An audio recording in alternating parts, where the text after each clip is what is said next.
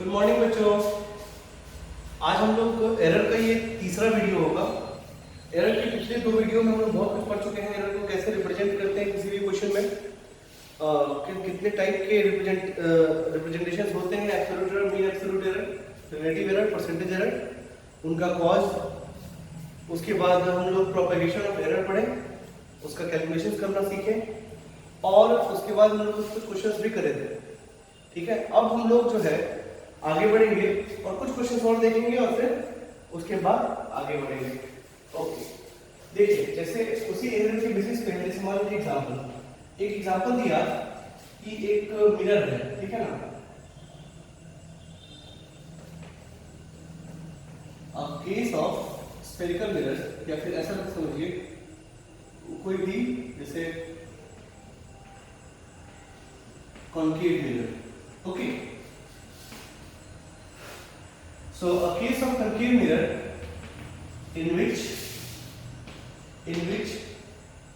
u, ध्यान से देखिएगा, u is equal to 5 plus minus, या फिर ऐसा समझिए 20 प्लस माइनस 0.2 सेंटीमीटर।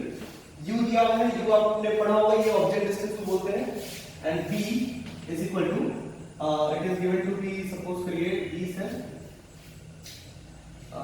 समझ लीजिए कि 10 प्लस माइनस 0.1 सेंटीमीटर, ऐसा, ठीक है ना। कैलकुलेट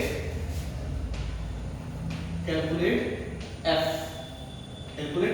क्या होता है, फोकल लेंथ, कैलकुलेट f, ठीक है ना। और वो हमको जानना है, ये एक तो उसका मेन वैल्यू होगा और फिर प्लस माइनस एरर होगा, ये हमको निकालना है। ये आपको ऑप्शंस में दिए हो सकते हैं, ठीक है ना। इसको कैसे निकालते हैं देखिए।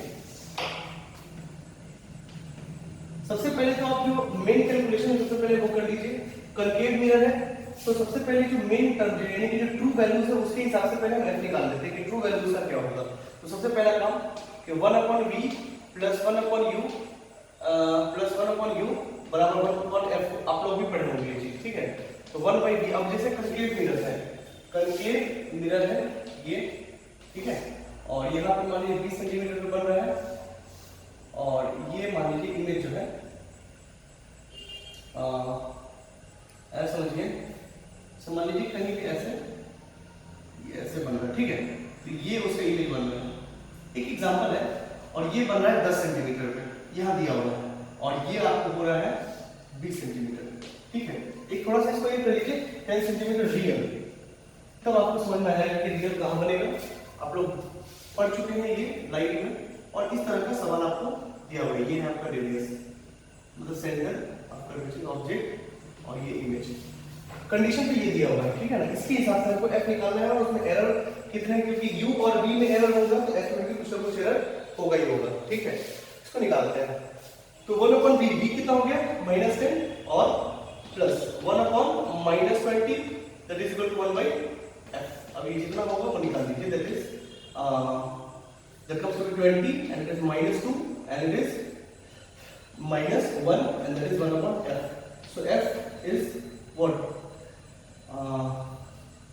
that is -3 by 20. So f is equal to what, sorry, this is 1/f, f is equal to 20/3 centimetre.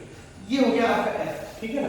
f कितना है, -20/3, माइनस क्या दिखा रहा है कि इसका फोकस इस तरफ होगा, तो सही बात भी है, फोकस तो इसी तरफ होता है, फोकस तो इसी तरफ होगा ना, यहाँ पे होगा फोकस। ये 20/3 कितना है, 6.66, तो 6.66 से 10 के अंदर में होगा, कहीं ना कहीं ये होगा फोकस, ठीक। ये तो निकल जाएगा आराम से। अब इसकी वैल्यूज की बात करें तो वैल्यू लिख लीजिए 6.66, ठीक है। अब एरर निकालना है, ठीक है ना। माइनस किस लिए है, माइनस ये बताता है कि किस साइड, इधर है या उधर है, ठीक है ना। बट वैल्यू की बात करें, मैग्नीट्यूड की बात करें तो इतना ही है, ठीक है। ये कैलकुलेशन होगा किसका, फोकल लेंथ का, जो हम बचपन से करते आ रहे हैं। मेरा मतलब ये सिखाना नहीं था, मेरा मतलब ये कैसे है, ये एरर क्वेश्चन, ठीक है ना। ऐसे क्वेश्चंस में देखिए क्या करेंगे। अब आपको पता है कि 1/f बराबर ये 1/v प्लस 1/u, तो आप क्या करिए, आप इसको ऐसे भी तो लिख सकते हैं, u प्लस v बराबर v into u बराबर 1/f, ठीक है। तो f बराबर क्या हो गया, uv/u प्लस v, सबसे पहली बात, ठीक। आई बात समझ में। इसको समझ लीजिए एक क्वांटिटी, इसको समझ लीजिए एक क्वांटिटी। आप वीडियो पॉज करके लिख सकते हैं, ठीक है। चलिए अब इसको समझ लीजिए, यानी कि u प्लस v को एक क्वांटिटी समझ लेते हैं। Let x is u plus v, ठीक। तो f क्या हो गया, दैट इज u v और x। ये देखिए पहले वाले टर्म में आ गया, मतलब अब यहाँ पे मल्टीप्लिकेशन है और डिवीजन है, तो इसमें तो सर हमको ये पता है कि डेल्टा f अपॉन f होता है, और इसमें delta u upon u plus delta v upon v और plus delta x upon x। ये वाला पहले पढ़ा हुआ आपने पिछले लेक्चर में ही देखा है, ठीक है ना। अब इसके वैल्यूज को रख दीजिए और निकाल दीजिए। चलिए डेल्टा f हमको यही निकालना, डेल्टा f और f कितना है, तो 6.66 बराबर डेल्टा u कितना है, डेल्टा u है 0.2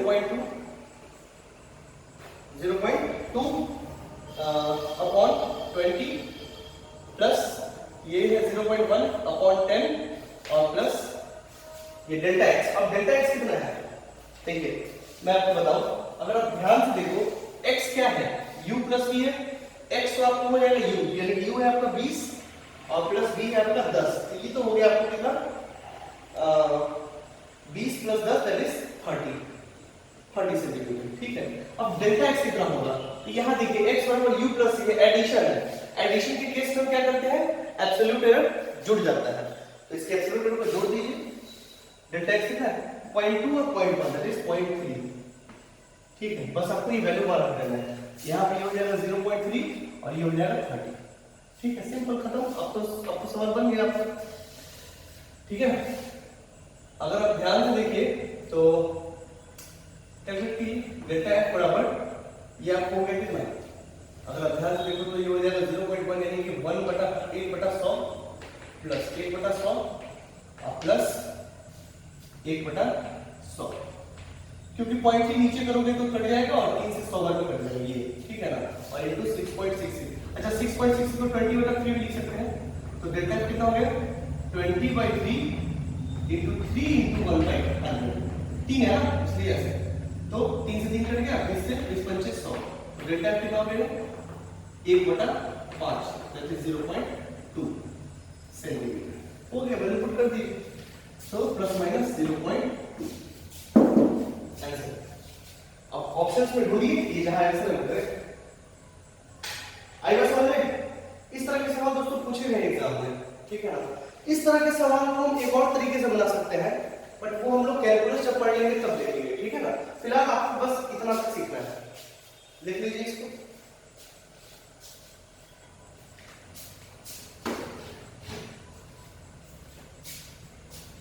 आप वीडियो पॉज करके लिख सकते हैं। चलिए इसी तरह का एक और सवाल है, ये सब दोस्तों अच्छे सवालों में गिना जाता है, ये सब these are the good questions।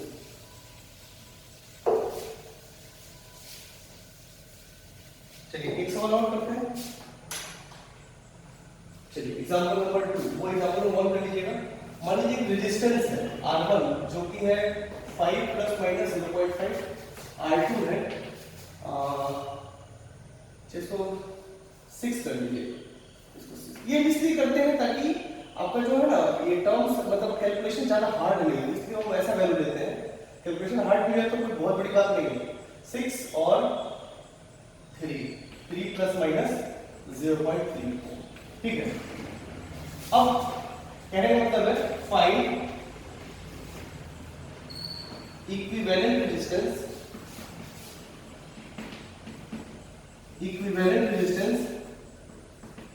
if they are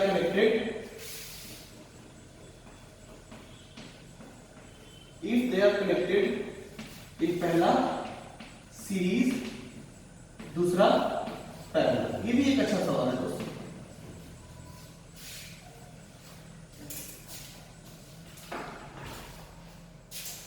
ठीक है, अब इसमें देखेंगे तो सबसे पहला सॉल्यूशन सीरीज वाला तो बहुत आसान होगा दोस्तों, आपको समझ में आ जाएगा ये। तो पहले ए वाला सॉल्व करते हैं। वैसे R1 और R2 है ये, ठीक है, ये R1 और ये R2। R इक्विवेलेंट क्या होगा,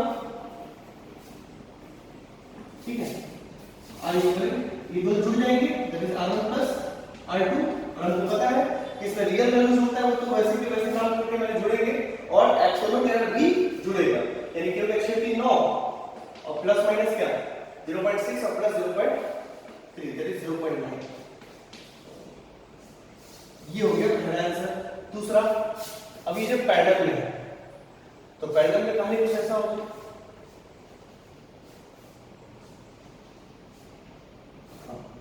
R1 R2 R इक्विवेलेंट क्या होता है 1 upon R equivalent 1 upon R1 plus 1 upon R2। ये तो आपको पता होगा ना, आपने पढ़ा हुआ 10th में, ये है आपका R इक्विवेलेंट।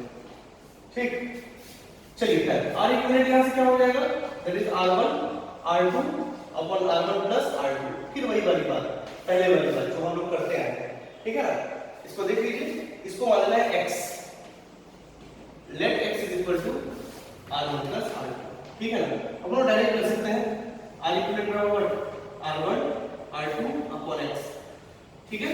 तो यहां क्या हो जाएगा delta R equivalent upon R equivalent बराबर delta R1 upon R1 plus delta R2 upon R2 plus delta x upon x, ठीक है। अब वैल्यूज रखिए बस, ठीक है। अब वैल्यूज रखिए, so if you put the values it would be delta equivalent upon R equivalent कितना है तो 9, नहीं सॉरी अब पहले निकाल लीजिए, निकाल सकते हैं R इक्विवेलेंट। तो पहले तो जैसे नॉर्मल तरीके से बनाते हैं वैसे बना लें, तो 3 × 6 अपॉन 3 + 6 क्या आएगा 2। अब देख लीजिए 18 6 9 तो 2, यानी कि पहला जो टर्म है यानी कि ट्रू टर्म है उसका है 2 R इक्विवेलेंट अपॉन 2, उसका डेल्टा कितना है 0.6 अपॉन 6 प्लस 0.3 अपॉन 3 प्लस 0. अब x का जोड़ R1 का 60 जुड़ेंगे तो एब्सोल्यूटली जुड़ जाएगा 0.6 प्लस 0.3 दैट इज 0.9 और अपॉन इन दोनों को जोड़ेंगे तो 6 3 9, यही है आपका x, ठीक है। तो वही बात है, फिर पिछला वाला delta equivalent is equal to what 2 से मल्टीप्लाई कर दीजिए, it is again what if you see it is 1/10 plus 1/10, इसलिए हम आसान वे में लेते हैं कि आसान टर्म्स है 1/10, ठीक है। अब ये कितना हो गया, so delta equivalent is equal to 2 × 3/10 2 पंचे 10 और ये 0.6 हो, ठीक है। तो R इक्विवेलेंट कितना हो गया, R इक्विवेलेंट तो पहला जो ट्रू टर्म है यानी ट्रू वैल्यू है 2 और प्लस माइनस 0.6 ओ। इस तरह से हमारे पूछ जाते हैं दूसरे एग्जाम में, लिख लीजिए इसको।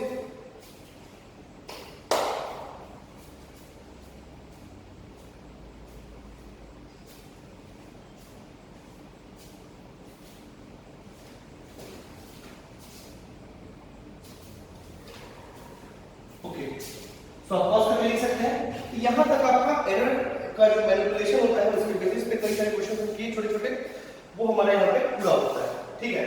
इसको रन करते हैं,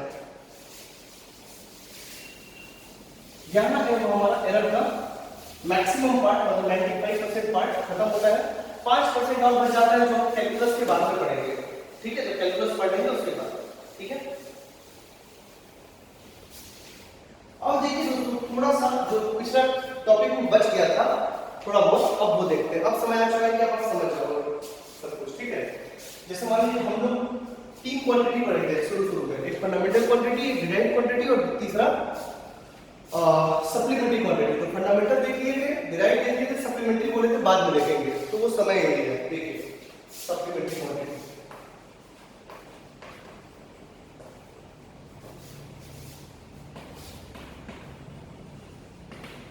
सप्लीमेंट्री क्वांटिटी, ठीक है।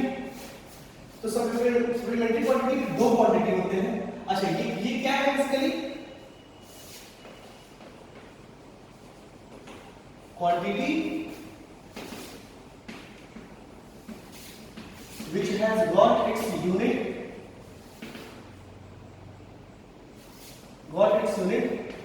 but not any dimension। उनके पास डायमेंशन नहीं होता है लेकिन यूनिट होता है। तो ऐसे केवल 2 क्वांटिटी है, पहला प्लेन एंगल, दूसरा सॉलिड एंगल।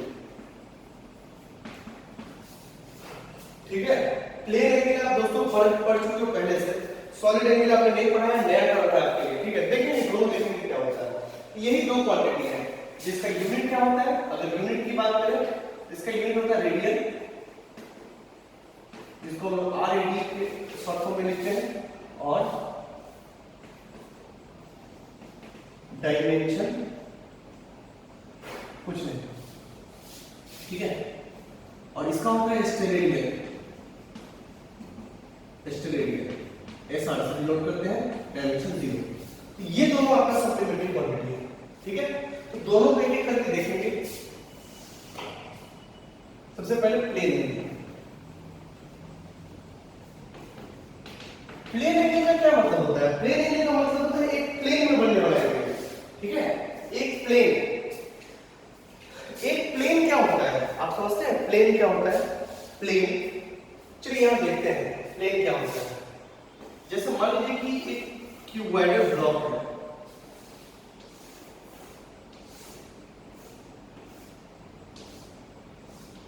एक क्यूबॉइडल ब्लॉक है, अब उसमें से हम क्या किए, ये देखिए, ये एक प्लेन है इसका,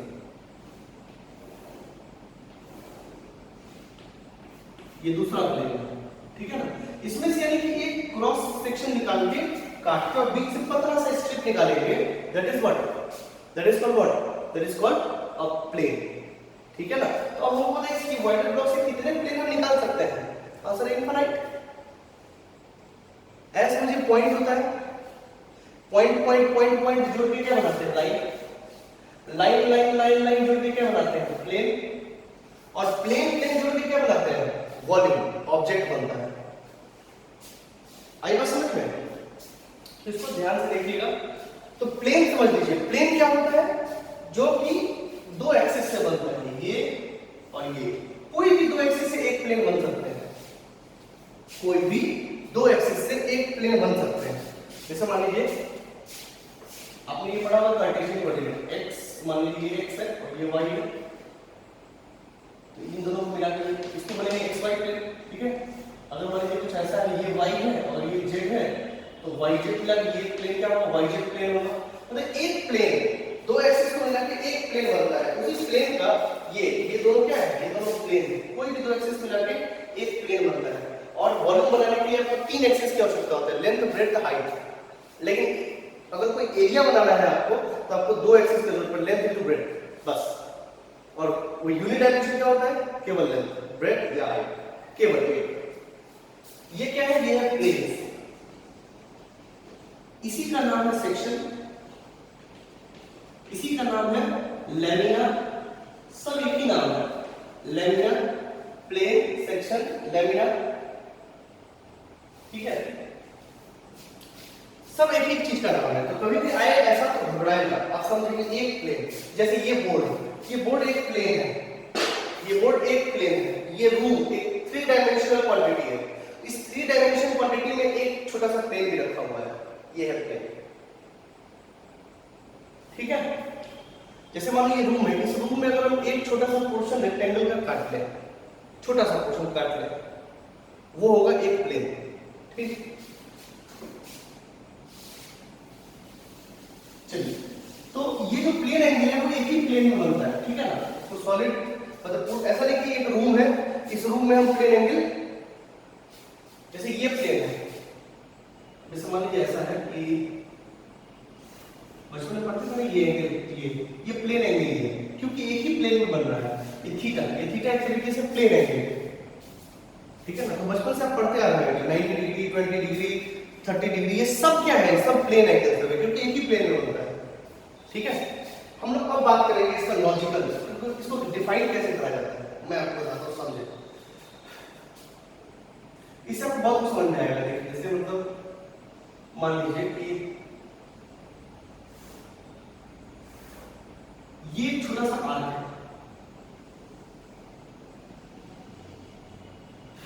ये छोटा सा आर्क है। अच्छा, छोटे चीज को हम लोग डी से दिखाते हैं। जैसे मान लीजिए लेंथ, अगर ये लेंथ L है, अगर ये लेंथ बहुत छोटा होगा उसको हम रिप्रेजेंट करेंगे डीएल से। ये डीएल मतलब होता है छोटा लेंथ, ठीक है ना। इसके बारे में और भी पीएचडी करेंगे हम लोग, कैलकुलस पढ़ेंगे, ठीक है ना। बट अभी तो आप ऐसा समझिए, कहीं पे डीएल लिखा हुआ है इसका मतलब लेंथ सही है, इसका मतलब है लेंथ सही है। कौन सा लेंथ? छोटा लेंथ, इतना समझिए बस। डीएल का मतलब होता है छोटा लेंथ, ठीक है ना। तो मान लीजिए ये छोटा लेंथ है, वो है डीएल, और ये ऐसा है, आर्क, कैसा है? आर्क है। और ये इसका एक्सट्रीम पॉइंट है, और एक्सट्रीम पॉइंट को हम यहाँ पे मिलाएंगे, किसी भी जगह पे जहां हमको मिलाना हो। सपोज हमको यहाँ मिलाना हो तो इसको ऐसे मिलाना है, यहाँ मिलाना है तो इसको ऐसे ऐसे मिलाएंगे, कोई भी एक पॉइंट पे, ठीक है, समझिएगा, कोई भी पॉइंट, ठीक। और ये वाली सेंट्रल लाइन है। करना ये है कि what is angle, what is plane angle, इसको कैसे डिफाइन करते हैं? तो हम क्या करते हैं, ये मान लीजिए ये है लेंथ, ऐसा समझिए ये है आपका आर, जो रेडियस होता है, ठीक है, ये मान लीजिए है आर, ठीक, और ये है आपका डीएल, और यहां हम आएंगे यूनिट डिस्टेंस पे, यूनिट डिस्टेंस पे,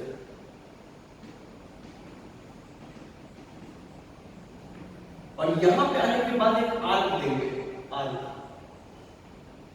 एक आर्क देंगे, और इस आर्क का जो लेंथ होगा ना वही प्लेन एंगल है।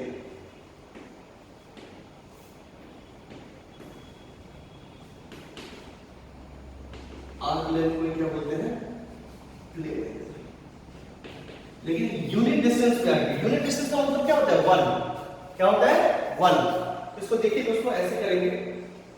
प्लेन एंगल को कैसे डिफाइन करा गया? It is defined as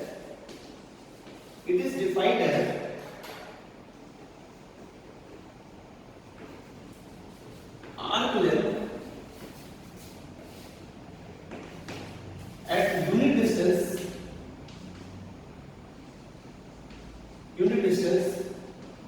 from a converging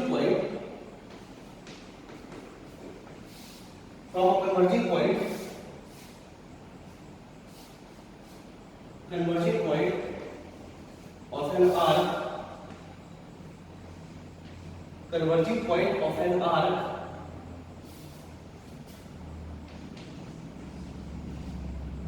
is called plane angle।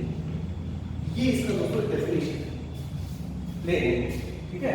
और रिप्रेजेंट दोस्तों इसको थीटा से करते हैं, ठीक है। चलिए कई बार देखोगे क्या यहाँ पे डी थीटा भी रिप्रेजेंट करते हैं, डी थीटा मतलब छोटा सा एंगल, क्योंकि छोटा आर्क है तो छोटा सा एंगल, ठीक है। चलिए अब जैसे मान लो कि ये छोटा सा आर्क है, हमको इसका एंगल यहाँ पे चाहिए कि क्या प्लेन एंगल बना रहा है, तो क्या करें, इसके एक्सट्रीम पॉइंट से जोड़ दीजिए, एक्सट्रीम पॉइंट से जोड़ दीजिए, और आप आए यूनिट डिस्टेंस पे। मान लीजिए इसका लेंथ एल है, लेंथ क्या है? एल है, और इसका रेडियस क्या है? आर, और आप आए यूनिट डिस्टेंस पे, ठीक, और यहाँ एक आर्क दे दिए, और ये आर्क का जो मेजरमेंट और जो लेंथ होगा ना उसी को बोलेंगे प्लेन। अगर यहाँ पे पूछता तो इसको हम यहाँ जोड़ते हैं ऐसे, ठीक है। हमसे ये पूछा ओ, सपोज करिए ओ, ये थीटा है, मान लीजिए यहाँ पूछता सपोज करिए ओ डैश, इसको यहाँ से मिला, ठीक है। और ये अब ये मान लीजिए ये है आपका थीटा डैश, ये क्या है? थीटा डैश, ये भी कहाँ पे है? यूनिट डिस्टेंस पे, यूनिट डिस्टेंस पे। अब देखिए इसको क्या बोलेंगे? थीटा क्या है? Theta angle made by arc L at O, and what is theta dash? Angle made by arc L at O dash। Simple, ये बोलचाल की भाषा, ये सही तरीका है एंगल बोलने का। हाँ वो बात अलग है कि बचपन में हम क्या करते थे, ट्रायंगल बनाते थे और यहीं पे दे देते थे, यहीं पे इसका कोई तरीका नहीं है, क्या है तरीका? आप यूनिट डिस्टेंस पे आके आपको आर्क देना चाहिए, सही बात ये है। बट हम लोग तो मेजरमेंट थोड़ी ना करते, कहीं भी ऐसे दे देते हैं और उसको एंगल बोलते हैं, बट एक्चुअली एंगल का डेफिनेशन तो ये है, वो वाला, ठीक है। लिख लीजिए वीडियो पॉज करके लिख सकते हैं।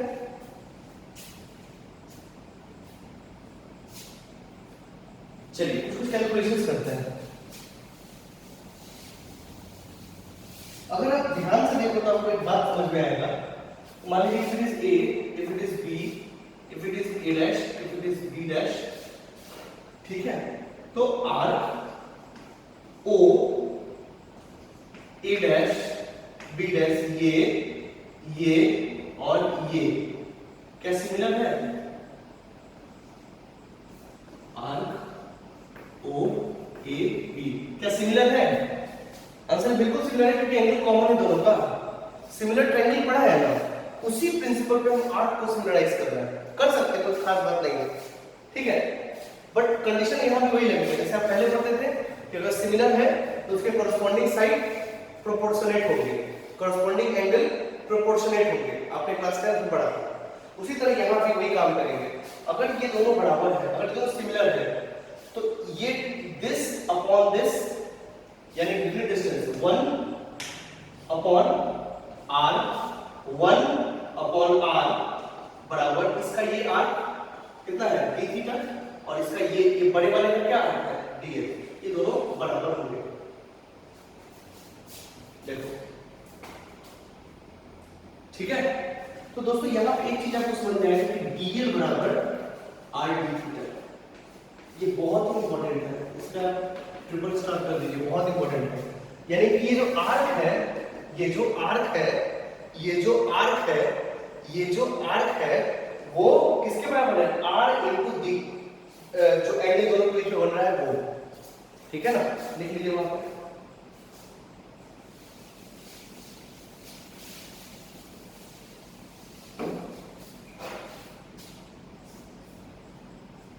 ठीक है, इसमें एग्जांपल देखिए। जैसे कोई सर्कुलर आर्क है,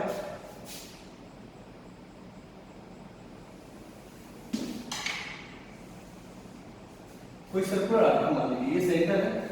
अगर यहां पे हम आपसे पूछें ये मान लीजिए ए और बी और ये दिया हुआ है आपका थीटा, ठीक है, और इसका रेडियस जो है वो है आर और इसका जो आर्क लेंथ है वो क्या है? एल। वो क्या है? एल। हम आपसे पूछे एल कितना होगा तो क्या बोलोगे? एल बराबर आर थीटा। सिंपल, ये वहीं से आता है। देखो एल बराबर आर थीटा, एल बराबर आर थीटा। थीटा क्या है? तो दोनों का जो एक्सट्रीम पॉइंट है जहां पे मिला है, ठीक है ना, कन्वर्जिंग पॉइंट यहाँ पे सेंटर है, कन्वर्जिंग पॉइंट, और वहां पे जो एंगल बना रहा है ये, ठीक है ना, into radius, that will give you arc length, that will give you arc length. ये याद कर लीजिए कब आएगा, ठीक है। Is this okay? So theta बराबर एल अपॉन आर, थीटा बराबर एल अपॉन आर। अच्छा, एल का यूनिट क्या होता है? मीटर। आर का यूनिट क्या होता है? मीटर। तो मीटर अपॉन मीटर कैंसिल्स, इसका कोई डायमेंशन नहीं है, ठीक है, लेकिन इसका यूनिट है, इसको बोलते हैं radian. SI unit of theta मतलब plane angle is what? Radian. और शॉर्ट फॉर्म में हम लोग ऐसे लिखेंगे। आज से इसको याद रखिए, पढ़ा होगा आपने आई थिंक कि 1 radian, 2 radian, 5 radian, pi by 3 radian, pi by 6 radian, ये सारी बातें आपने पढ़ी होगी। मुझे लगता है ऐसा कि आपने पढ़ा होगा, ठीक है। अब यहीं से देखिए कई सारी चीजें निकल के आती हैं जो बचपन में आपने रटा है। अगर आपसे कोई पूछे कि 1 रेडियन कितना होता है, मैंने आपसे बोला था कभी से हमेशा पूछिए कि यूनिट क्वांटिटी क्या होता है। अगर बोला जाए 1 रेडियन कितना होता है, तो 1 radian is defined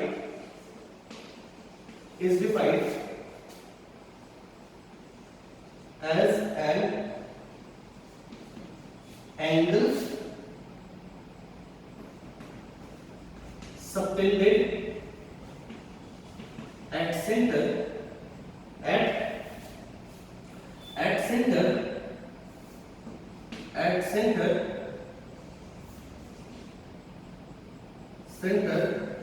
by the arc when arc length is equal to radius। जब आर्क लेंथ और रेडियस बराबर होते हैं दैट इज L बराबर R। अब देखिए थीटा क्या होगा, अगर L और R बराबर है तो ये कट के बन आएगा, दैट इज 1 रेडियन।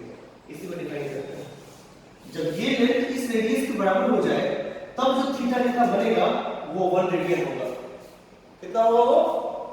1 रेडियन होगा। ये बात आप याद रखें।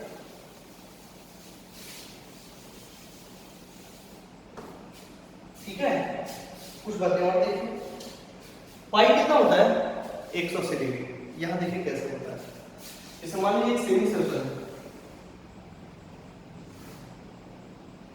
तो सेंटर पे जो ये एंगल बनेगा वो ऐसे बनेगा ना, और वो होता है 180 डिग्री।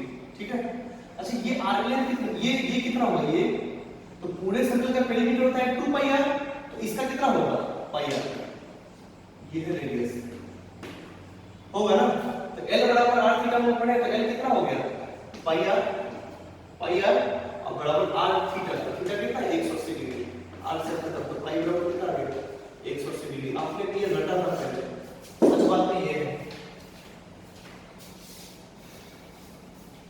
ठीक है, अब यहां से कैसे रिलेशन आ जाते हैं, और यहां देखिए पाई रेडियन बराबर 180 डिग्री। ठीक है, अब यहां से करेंगे 1 रेडियन बराबर 180 बटा पाई डिग्री, या फिर 1 डिग्री बराबर पाई अपॉन 180 रेडियन। सिंपल, लिख लीजिए। आपने बचपन से वो करते हैं, आप लोग बचपन से करते आए हैं। ठीक है, लिख लीजिए इसको। ठीक है, जैसे आपने देखा, आपने 30 डिग्री को बदलना है। ठीक है, 30 डिग्री हाउ मेनी डिग्री है, तो इसमें क्या बात है भाई?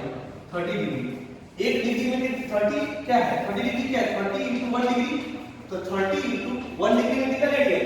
पाई बटा 180, तो 30 6 पाई बाई 6 डिग्री। खत्म आंसर। आपको बदलने की कोई खास आवश्यकता नहीं है। आप जरा ध्यान से देखो, पाई कितना होता है? 180। 180 में किससे डिवाइड करेंगे जो 30 आएगा? 6। सिंपल सी बात है। यहां से 60 डिग्री कितना है? तो पाई बटा 3। 180 में किससे डिवाइड करेंगे जो 60 आएगा? 3 से। 90 पाई बाई 2। 180 में कितने से डिवाइड करेंगे जो 90 आएगा? 2 पाई बाई 2, 90 डिग्री। सिंपल सी बात है। ठीक है, देख लीजिए। सिंपल सी बातें हैं। ये सब सिंपल बातें हैं, बट पता नहीं तुम्हें बताया नहीं जाता है। यहां समझ लीजिए ऐसे होता है। चलिए, अब देखिए, जैसे मैं बताऊं, एक सवाल पूछा जाता है कि what is the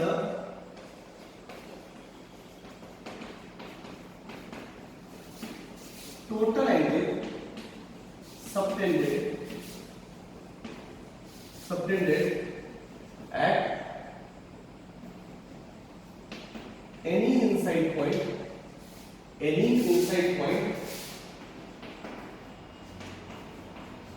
by a closed arc या line। मेरी बात ध्यान से सुनिए। What is the total angle subtended by any point inside, sorry ये लिखा हुआ है,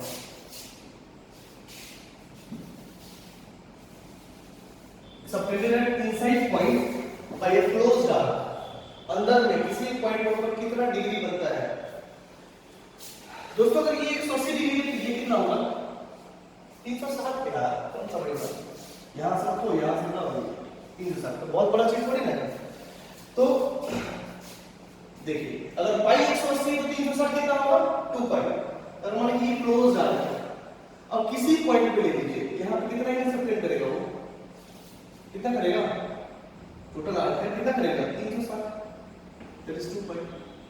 ठीक है, या फिर कोई भी पॉइंट, और भी कोई पॉइंट लेना चाहते हैं, और भी पॉइंट ले लीजिए। मान लीजिए ये पॉइंट है, या मुझे सेंटर नहीं चाहिए, तो ये क्लोज है, तो क्लोज अगर यहां पे भी आएगा ये, और बाकियों की वजह से ये टोटल कितना हो गया? 2 पाई। अगर वो रेक्टेंगल भी होगा या स्क्वायर होगा, जो भी होगा, सेंटर की बात करें, तो टोटल एंगल कितना सबटेंड करेगा 360 2 पाई। इसका आंसर कितना है, इसका आंसर कितना होगा 2 पाई रेडियन, 2 पाई रेडियन और 2 पाई रैड।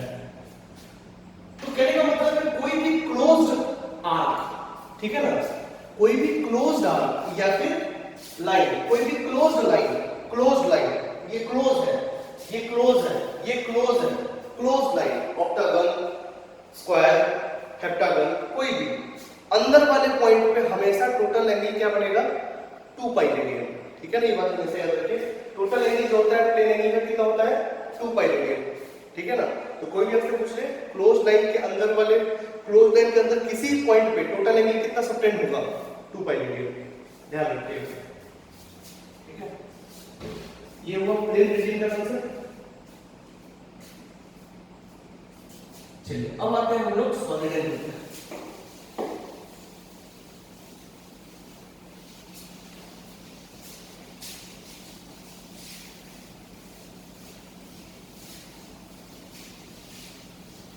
सॉलिड एंगल दोस्तों थोड़ा सा विजुअलाइज करना पड़ेगा आपको, ठीक है, तो विजुअलाइज करिएगा क्योंकि ये 3D फिगर है, वो वाला कौन सा फिगर था 2D फिगर था, ये वाला कौन सा फिगर है 3D फिगर है।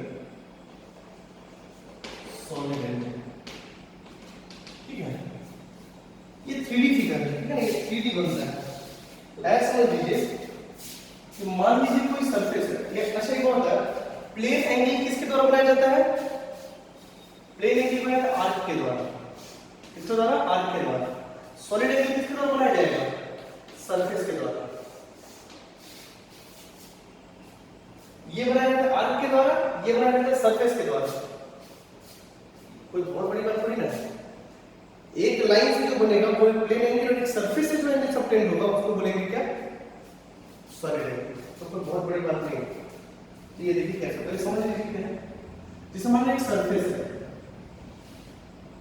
एक सरफेस है, ठीक, और इस पॉइंट पर इसका सॉलिड एंगल चाहिए, ठीक है, तो हम क्या करेंगे ऐसे बहुत बड़ा बना,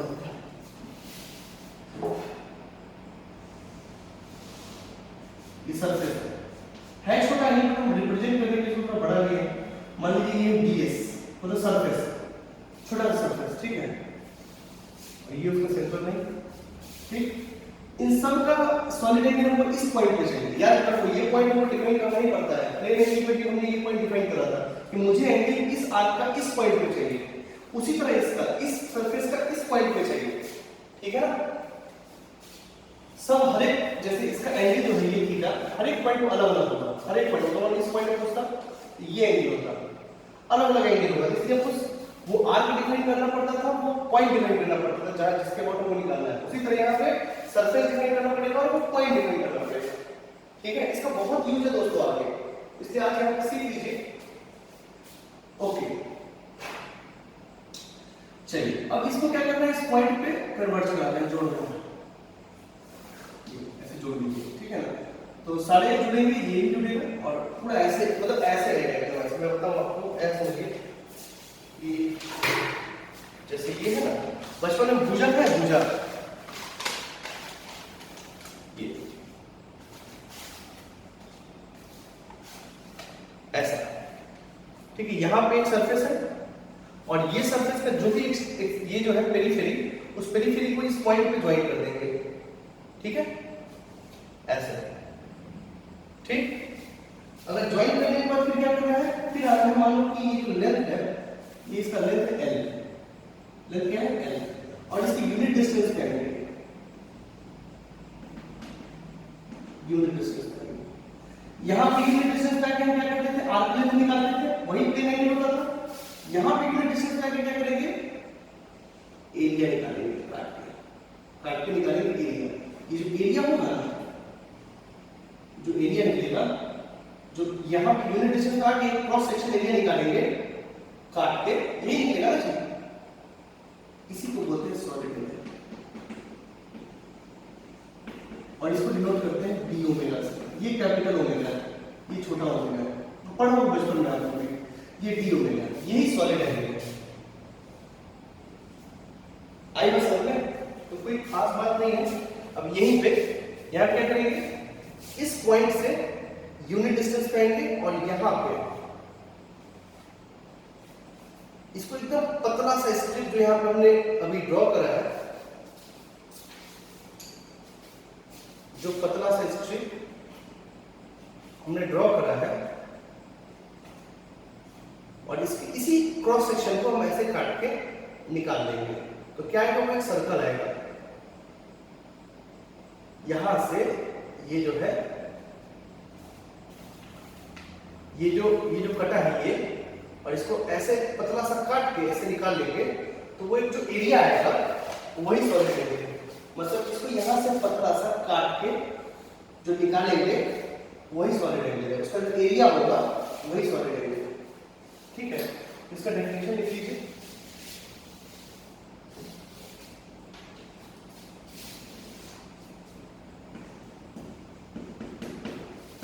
It is defined as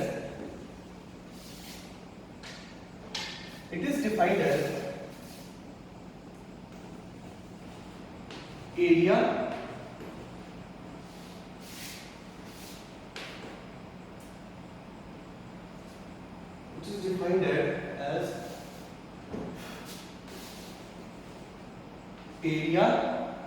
at unit distance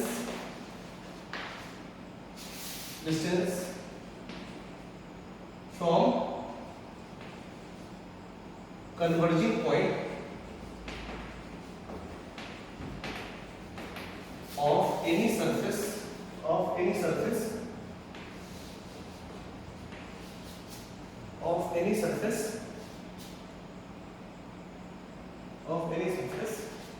is called solid end.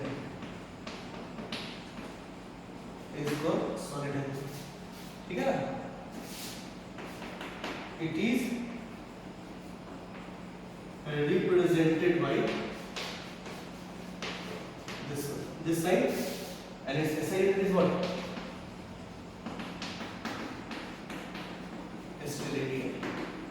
यह शॉर्ट में ऐसा, ठीक है, ये ऐसे लिखते हैं। और ये इसका डायमेंशन तो कुछ होगा नहीं, इसी वजह से सप्लीमेंट्री क्वांटिटी है। इसके कैलकुलेशन क्या आता है, ओमेगा से डिनोट करते हैं डी ओमेगा, डी ओमेगा मतलब छोटा सा। ठीक है, चलिए यहाँ पर इसके कैलकुलेशन फिर बनाते हैं। जैसे अगर आप ध्यान से देखो, ये छोटा सरफेस को हम एक सर्कल मान सकते हैं। यहाँ पे ये जो है मान लो इसका रेडियस है, ठीक है, तो इसका भी रेडियस होगा, ये है छोटा, ठीक है, ठीक है। ये मान लीजिए ये जो पॉइंट है सेंटर वाला, ये है ओ डैश, और ये पॉइंट है O double dash, O dash और डबल ओ डैश, ठीक है। तो अब जरा ध्यान से देखिए, ये और ये क्या सिमिलर होंगे? आंसर बिल्कुल पढ़ा होगा आपने। ये मान लो ए है और ये ए डैश। हमें लिखना है, देखिए ध्यान से, ट्रायंगल ओ डैश और A is similar to triangle O double dash और ए डैश। ओके, तो कॉरस्पॉन्डिंग साइड्स प्रोपोर्शनल होंगे। मतलब ये कितना है, यूनिट मतलब क्या, 1 अपॉन ये L this upon this बराबर this upon this, that is R upon R। ठीक है, आप क्या करिए, दोनों साइड स्क्वायर करिए, that is 1 upon L square R square upon R square कर सकते हैं। ठीक है, और ऊपर नीचे ना पाई से मल्टीप्लाई कर दीजिए, ये भी कर सकते हैं, कोई दिक्कत थोड़ी है, काट के तो बन ही आएगा। बट मुझे जो चाहिए वो ये है, अगर आप ध्यान से देखो तो समझ में आएगा पाई आर स्क्वायर क्या है। ये जो एरिया है ये कितना है, ये तो पाई आर स्क्वायर है ना, और ये एरिया कितना है, पाई आर स्क्वायर। ठीक, बस को लिख लीजिए, that is 1 upon L square बराबर पाई आर स्क्वायर क्या लिखेंगे, डी ओमेगा, और पाई बड़ा आर स्क्वायर क्या लिखेंगे, डीएस। यहां से एक टर्म निकल के आता है, that is D omega is equal to ds upon l square। ठीक है, अच्छा कोई भी एरिया का यूनिट क्या होता है, कोई भी एरिया का मीटर स्क्वायर, आप एक चीज कभी मत भूलें, लेंथ का यूनिट होता है मीटर, एरिया का यूनिट होता है मीटर स्क्वायर, वॉल्यूम का होता है मीटर क्यूब। दुनिया का कोई भी एरिया होगा तो मीटर स्क्वायर ही होगा, दुनिया का कोई भी वॉल्यूम होगा तो मीटर क्यूब ही होगा, दुनिया का कोई भी लेंथ होगा तो मीटर ही होगा, याद रखें। तो ये मीटर स्क्वायर ds का यूनिट क्या है, मीटर स्क्वायर, एल स्क्वायर मतलब एल तो लेंथ ही है ना, वो भी मीटर स्क्वायर, तो मीटर स्क्वायर को मीटर स्क्वायर, खत्म, कोई डायमेंशन नहीं बचा इसका। ठीक है, इस समझने के लिए समझ सकते हैं ऐसा, और तब जब इसका असाइनमेंट लिखा जाएगा स्टूडेंट। ओके, अब पॉज करके लिख लीजिए ये। चलिए, ये तो है, ये तरीका एक लिखने का, ठीक है।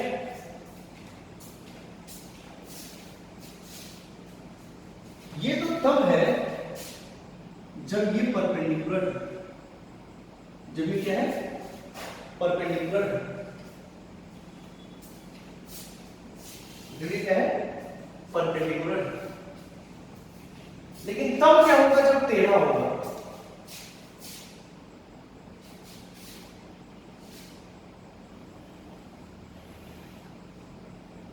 ये ऐसा, ये एक्चुअली मोस्ट जनरल यही है।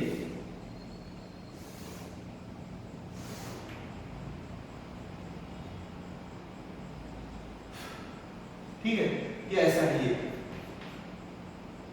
डेफिनेशन तो वही है कि हमको अगर मान लीजिए ये एल है और ये यूनिट डिस्टेंस है, यहां पे जो काट के निकालेंगे क्रॉस सेक्शन, वही मेरा क्या होगा, डी होगा। ठीक है, देखो हमको भी एक्चुअली वही आया था, ध्यान से देखो,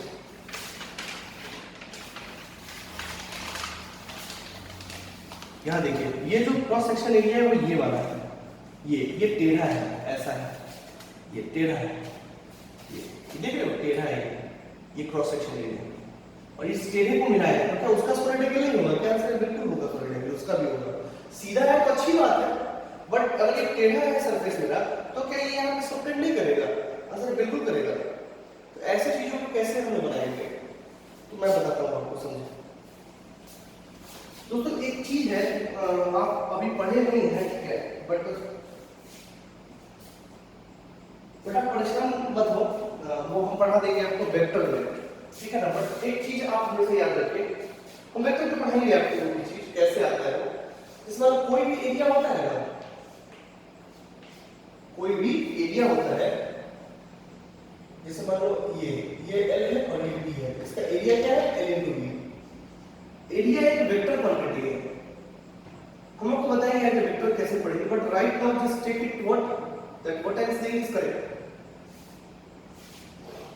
इसका जो डायरेक्शन होगा एरिया वेक्टर का, वो एरिया के परपेंडिकुलर होता है।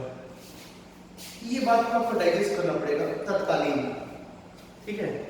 जैसे मान लो ये एक एरिया है, अगर ये एक एरिया है तो इसका जो एरिया वेक्टर होगा वो इसके परपेंडिकुलर होगा। अगर एक एरिया दे दिया जाए और आपसे पूछे उसका डायरेक्शन किधर होगा, तो इस एरिया के परपेंडिकुलर, ऐसा, ये उसका एरिया वेक्टर, ठीक है, उस एरिया का डायरेक्शन। तो मान लीजिए इस एरिया का डायरेक्शन जो है वो है डी, ये तो है ds डैश, और इसका डायरेक्शन इसके परपेंडिकुलर होगा, तो मान लीजिए ये है ds डैश, इसको वेक्टर क्वांटिटी की तरह रिप्रेजेंट करते हैं ऐसे, ठीक है। और ये है आपका डी ओमेगा, ये भी एक सरफेस एरिया है, ये है आपका डी ओमेगा, ठीक है। अब बताइए डी ओमेगा अगर डायरेक्शन देखा जाए तो ये वाला डायरेक्शन है, डी ओमेगा डायरेक्शन यही है ना, क्योंकि ये तो सीधा कटा है, ये ना टेढ़ा होगा, ये तो सीधा ही कटेगा, इसमें कहीं कोई दिक्कत नहीं। मान लीजिए इसके बीच में एंगल थीटा है, या फिर मान लीजिए ये एंगल, ये और ये थीटा है, ये थीटा होगा तो ये भी थीटा होगा, आप कैलकुलेट कर सकते हैं, कोई बहुत बड़ी बात नहीं है, ठीक है। ये theta,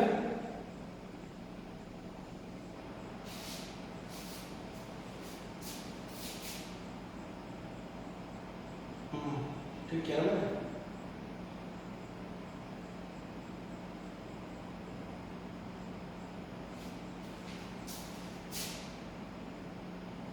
If this is theta, this no sorry,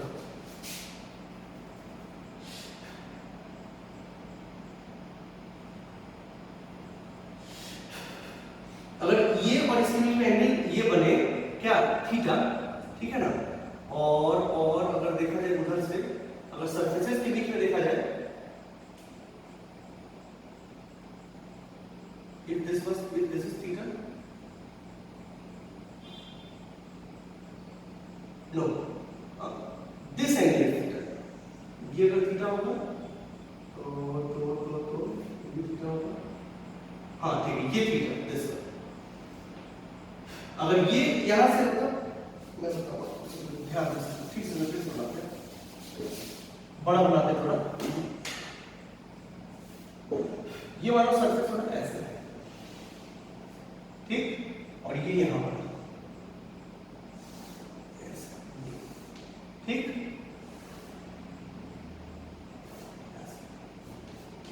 ठीक है। तो अगर ये मान लीजिए एल है और ये है आपका यूनिट डिस्टेंस, यहां पे जो सरफेस एरिया कटेगा वही क्या होगा, डी ओमेगा, ठीक है। इसका डायरेक्शन जो है वो तो इधर है, डी ओमेगा, और इसका जो डायरेक्शन है ये तो तिरछा है ना, क्योंकि टेढ़ा है, दैट इज ds डैश, इसका एरिया जो है वो है ds, जो मैग्नीट्यूड है, ओके। और ये डी ओमेगा और ये डी ओमेगा, इसके बीच में एंगल थीटा है, इसके बीच में एंगल थीटा है, ओके। चलिए बहुत अच्छा, हाँ एकदम सही, ठीक है। तो इसको करेंगे क्या, अब जरा ध्यान से देखिए, यहां पे अगर देखा जाए तो क्या है, ये था आपका डी ओमेगा और ये था क्या आपका ds, दोनों सेम डायरेक्शन में था, दो, लेकिन वहां पे क्या है, दोनों सेम डायरेक्शन में नहीं है। तो सेम डायरेक्शन में लेने के लिए हम क्या करते हैं, इसका कंपोनेंट लेना पड़ता है, एक कंपोनेंट इधर, हालांकि आपको नहीं समझ में आएगा अभी, पर ठीक है, फॉर्मूला लिख लीजिए, ये वाला अगर ये थीटा है ना, तो थीटा के सटे वाले एक्सिस पर इसको लेके जाएंगे, this must be ds dash cos theta, और इसके इधर लेके आएंगे तो ds डैश sin थीटा। ये आपको अभी थोड़ा समझ में नहीं आएगा, थोड़ा समझ में नहीं आएगा, क्योंकि ये हम कैसे लिए हैं, wait till vector cons, vector पाने दीजिए, आपको सब समझ में आ जाएगा, ठीक है। But right not take it granted that what I am saying is correct, okay. हाँ चलिए बहुत अच्छी बात,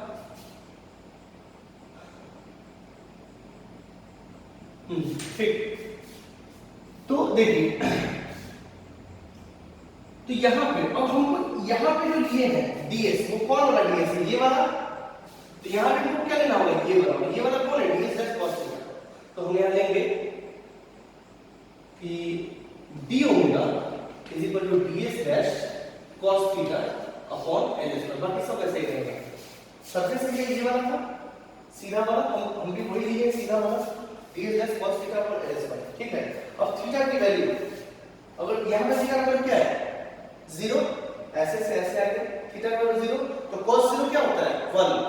if you put theta equal to 0, तो ds dash upon l square हो जाएगा, या फिर एंगल रहे, जो भी एंगल है 30 डिग्री 60 डिग्री जो भी है वो रख के आप निकाल सकते हैं, कोई बहुत बड़ी बात नहीं है, ठीक है। लिख लीजिए,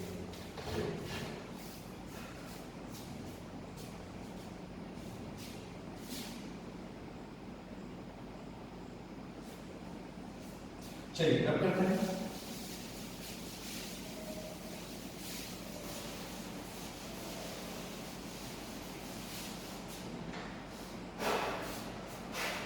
अब बात करते हैं, जैसे मान लीजिए फॉर एग्जांपल एक एग्जांपल लिखे हैं, अगर एक एग्जांपल लिखे हैं, इसको एग्जांपल लेके समझे। अगर मान लीजिए ये है आपका एक सर्कुलर एरिया, ठीक है, ये है आपका एक सर्कुलर एरिया, सर्कुलर एरिया किसके लिए, इसका स्क्वायर एरिया निकालना थोड़ा आसान होगा, रेक्टेंगल का भी निकलता है, कोई भी फिगर का स्क्वायर एरिया निकल सकता है, ठीक है ना, बट उसके लिए थोड़ा हमको मेहनत करना पड़ेगा, बाकी कोई खास बात नहीं है, ठीक है ना, थोड़ा सा काम करना पड़ता है, बट वो आपको अभी नहीं पढ़ना है, वो बाद में पढ़ना है, आपको अभी समझ में भी नहीं आएगा, वो बाद में समझ में आएगा, बट जो समझ सकते हैं उससे एग्जांपल करते हैं। मान लो एक सर्कुलर प्लेट है और इसका जो रेडियस है वो है आपको मान लीजिए 1 सेंटीमीटर, ठीक, और ये पॉइंट है O जो कि यहाँ से 10 सेंटीमीटर है, ठीक। हमने आपसे पूछा कि find solid angle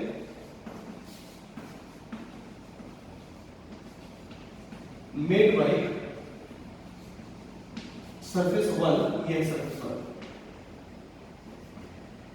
surface 1 eight O, ऐसा प्रपोज किया गया है। तो सॉल्यूशन, कोई दिक्कत वाली बात नहीं, हमको पता है सर।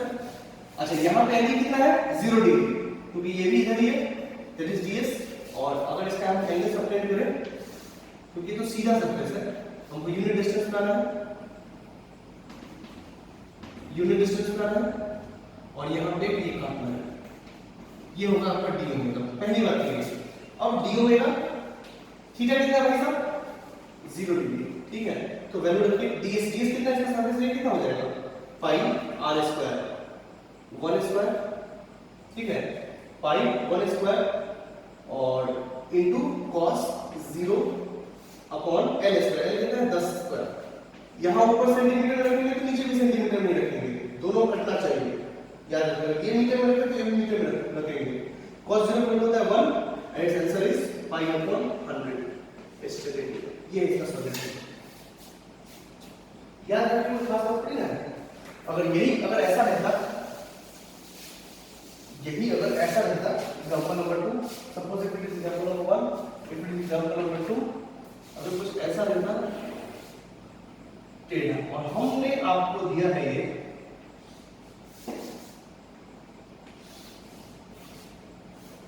हमने आपको दिया कि ये 30 डिग्री, ठीक है, तो फाइंड दिस, और फिर ये आगे का 130 मतलब इसी सरफेस को हम घुमा दिए ऐसे, तब पूछे कि आपसे वहां पे मतलब यहाँ पे कितना बना घुमाने के बाद, ठीक है ना। तो कोई खास बात नहीं है, ये है वही सेम सवाल है। इसके सेंटर से लेकर यहाँ का डिस्टेंस 10 सेंटीमीटर है, यहाँ पे यूनिट डिस्टेंस पे, ठीक है, और यहाँ पे ये काटेंगे, यही क्या होगा डी ओमेगा। अब निकालने में क्या है, हमको तो पता है डी ओमेगा क्या होता है, पाई इनटू 1 स्क्वायर इनटू cos, कितना एंगल है थीटा, थीटा कितना है 30 डिग्री, तो cos 30 divided by l square that is 10 square. इसको सॉल्व कर लिए, जो भी है वो ऐसा होगा, ठीक है। याद रखिए इसका जो एरिया वेक्टर है, अगर मान लीजिए ये सरफेस 1 है या फिर ऐसा समझिए a1 है सरफेस, तो ये होगा a1 पे डायरेक्शन। वेक्टर टर्म आपको भी समझ नहीं है, बाद में समझ आएगा, पर मैंने जो बोला है उसको दिमाग में रखिए, ठीक है ना। वेक्टर जब पढ़ेंगे तो ज्यादा क्लियर हो जाएगा, ठीक है ना। ये हुआ आपका प्लेन एरिया और सॉलिड एरिया, लिख लीजिए इसको।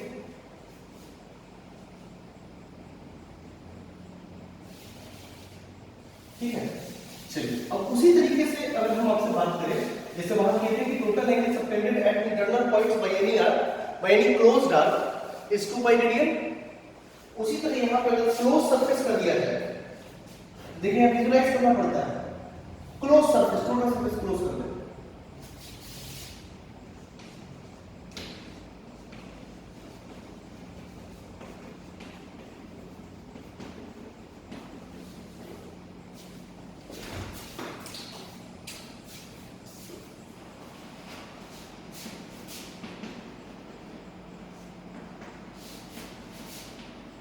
at any internal point for a closed surface। अभी हम लाइन नहीं है, सरफेस क्लोज सरफेस, चारों तरफ से सरफेस क्लोज हो गया, क्यूब, क्यूबॉइड, स्फीयर, ठीक है ना। तो मान लीजिए कि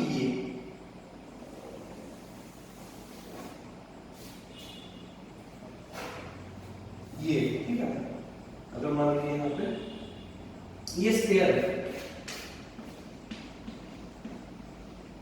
स्फीयर, ठीक है। तो अगर ये स्फीयर है, तो अगर हम आपसे पूछे ये पूरे क्लोज सरफेस का रेडियस r है, पूरे क्लोज सरफेस का यूनिट डिस्टेंस पे अगर हम लेके आए तो क्या बनेगा, क्या बनेगा। अगर पूरे सरफेस की बात करें तो हमको पता है कि डी ओमेगा कितना होता है। अगर यहाँ पे ध्यान से देखो, डी ओमेगा इसका सरफेस एरिया कितना होगा 4 पाई r स्क्वायर, 4 पाई r स्क्वायर, और ये सेंटर पे है, सेंटर डिस्टेंस कितना है r, r का square, z ds upon l square, ds हो गया 4/r² और डिस्टेंस कितना है सेंटर से r, तो दैट इज r² डिवाइड करोगे तो बचेगा 4/2।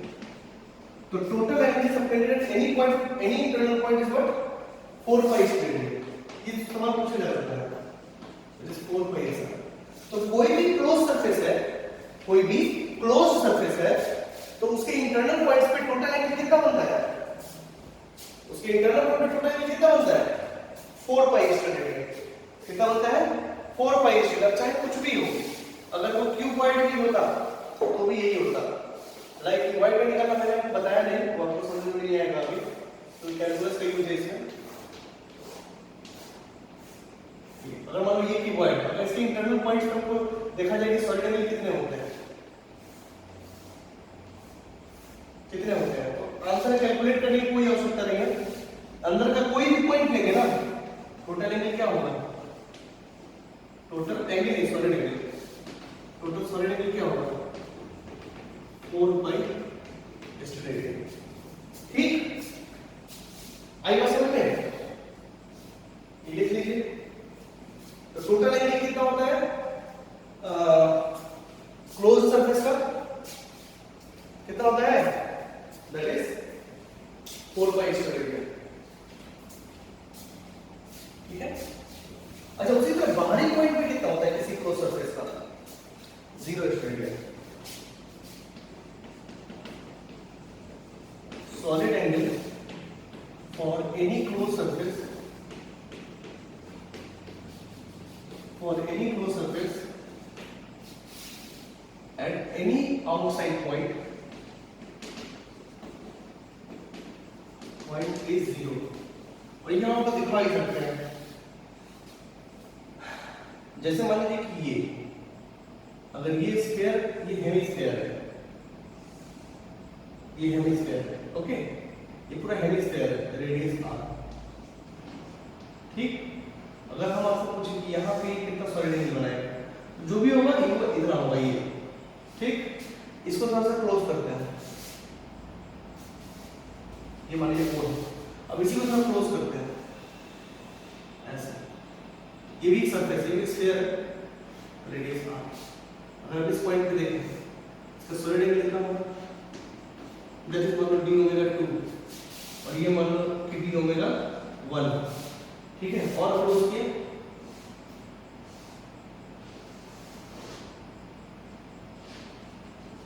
तो सॉलिड एंगल क्या होगी d ω3। देखो छोटा होता गया कि सॉलिड एंगल, और अगर ये पूरा क्लोज कर दिया जाए, यहाँ सॉलिड एंगल कितना बनेगा, कोई एरिया बनेगा ही नहीं, तो 0/2। तो कोई भी क्लोज सरफेस का, देखो सॉलिड एंगल का जरूरत आपको पड़ेगा कब, जब आप इलेक्ट्रोस्टैटिक्स वगैरह पढ़ोगे। ठीक है, और उसमें क्लोज सरफेस का बहुत सारा काम है उसमें। तो क्लोज सरफेस का जो सॉलिड एंगल का क्राइटेरिया बड़ा इंपॉर्टेंट है हमारे लिए। ठीक है, तो क्लोज सरफेस का इतना याद रखिए बस, क्लोज सरफेस अगर है कोई, तो उसका इंटरनल पॉइंट बनेगा 4/2 टोटल एंगल, और बाहरी पॉइंट बनेगा 0/2। इतना याद रखिए बस। ठीक है, कई बार आपसे पूछते हैं आपके आंख का स्टेडियम क्या है, आप आंख से कितना दूर देख सकते हैं, 2π विविंग एंगल। सॉलिड एंगल का एक और नाम है viewing angle, viewing angle, view VIEW, viewing angle, देखने का एंगल। आप अपने हेमिस्फीयर में कहीं भी देख सकते हो, स्फीयर में नहीं देख सकते, पीछे थोड़ी ना, आप हेमिस्फीयर में कहीं भी देख सकते हो, हेमिस्फीयर में। ठीक है, तो स्फीयर का सॉलिड एंगल कितना होगा 4π, तो हेमिस्फीयर का कितना होगा 2π। ठीक है, तो कोई खास बात नहीं, चलिए देखिए। उसी तरह का मान प्लेन एंगल का पूछ दिया जाए, किसी भी क्लोज्ड आर्क का इनसाइड पॉइंट पे टोटल एंगल बनता है 2π रेडियन, तो बाहरी पॉइंट पे उसका एंगल कितना बनेगा 0 रेडियन। ठीक है, कोई भी अगर मान लो कि ऐसा है, ठीक है, ये सर्कल है, इस सर्कल के यहाँ पे इसके अंदर कितना एंगल बनाया गया, कुछ नहीं, 0 रेडियन। ठीक है, इन सब बातों को याद रखें। चलिए रख करते हैं। तो आई थिंक आप लोग बहुत कुछ सीखे इसमें।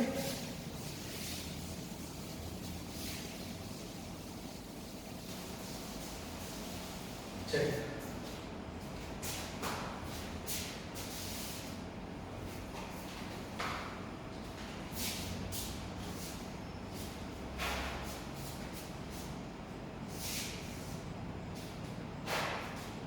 अब आते हैं दोस्तों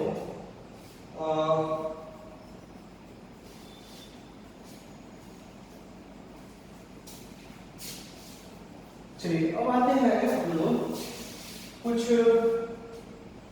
मैथमेटिकल टूल्स पे।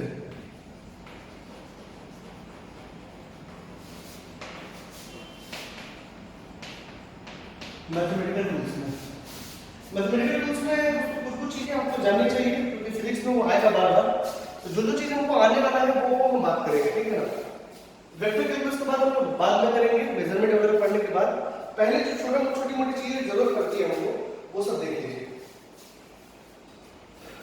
जैसे देखा जाए ट्रिग्नोमेट्री,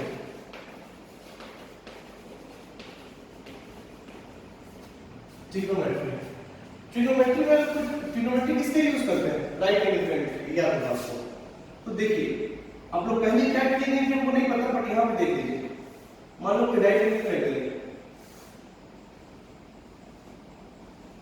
ए B C, right angle B, ठीक है, ठीक है। अगर मान लो हम इस थीटा की बात करें, इस थीटा इस एंगल की बात करें, तो इसके रिस्पेक्ट में परपेंडिकुलर, हाइपोटेन्यूज और बेस कौन-कौन होगा? आई थिंक आप लोग पढ़े होंगे ये चीज, ठीक है ना।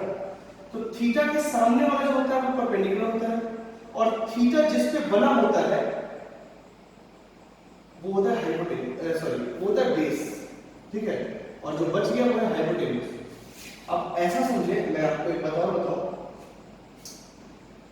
कि सबसे बड़ा साइड यानी कि तीनों में जो सबसे बड़ा साइड होगा वो होगा ये, ठीक है, ये होगा हाइपोटेन्यूज, थीटा के सामने होगा परपेंडिकुलर, और जो तीसरा बच गया वो बेस। या तो ऐसे समझ लीजिए, जिस पे एंगल डिसाइड कर रहा है यानी इस पे डिसाइड कर रहा है, इससे सटे हुए हैं तो वो है बेस, इसके सामने वाला परपेंडिकुलर और तीसरा हाइपोटेन्यूज। जैसे याद रखना वैसे याद रखना। आपको बाकी फॉर्मूला तो पढ़े ही होंगे कि sin theta is equal to p by h, cos theta is equal to p by h, और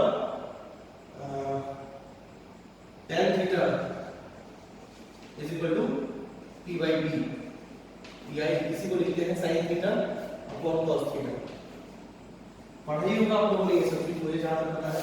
तो इसका उल्टा होता है cot theta b by b, जो कि होता है cos theta upon sin theta. फिर होता है आपका sec थीटा, जो होता है h by b, और होता है cosec थीटा, ये होता है h by b। ये एक रेशियो है जो डिफाइन करा गया है और कोई खास बात नहीं है, ठीक है। sin theta p by h, अच्छा cos, cos का मतलब क्या होता है? कोसाइन, कोसाइन, कोसाइन, कोसाइन का मतलब क्या होता है? कोसाइन मतलब कॉम्प्लीमेंट्री ऑफ साइन,